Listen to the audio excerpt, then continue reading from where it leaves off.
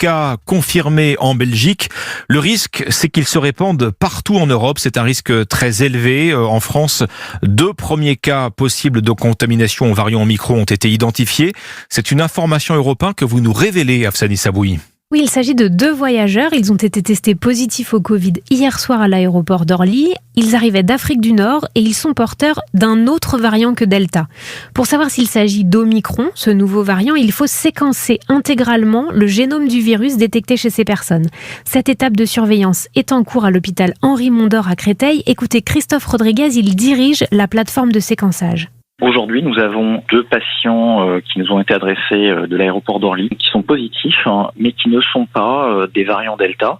Donc nous savons que ces patients sont suspects d'être infectés par ce nouveau variant. Et donc là, ils vont être testés en séquençage dès lundi matin.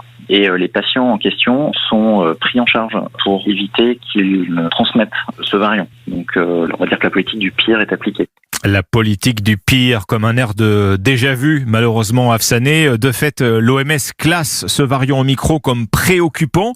Qu'est-ce que ça signifie exactement ? Pour l'Organisation mondiale de la santé, un variant est préoccupant s'il a des mutations qui augmentent soit la sévérité de la maladie, soit sa transmissibilité. Et pour Omicron, c'est ce qui inquiète, une trentaine de mutations qui le rendraient plus contagieux que le variant Delta et qui lui permettraient d'échapper au vaccin. Des études sont en cours, on saura au plus tard dans 2 semaines si les vaccins actuels protègent encore contre ce variant Omicron.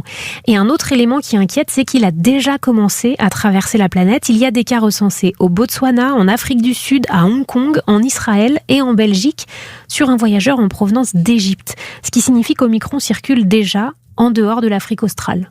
Omicron donc. Merci Afsané Saboui, spécialiste santé d'Europe 1. Voilà un premier indice peut-être de la contagiosité importante de ce nouveau variant baptisé Omicron. Jusqu'ici, on manque encore de recul. De fait, l'Agence européenne des médicaments estime qu'il est trop tôt pour savoir si les vaccins ont besoin d'être ou non mis à jour.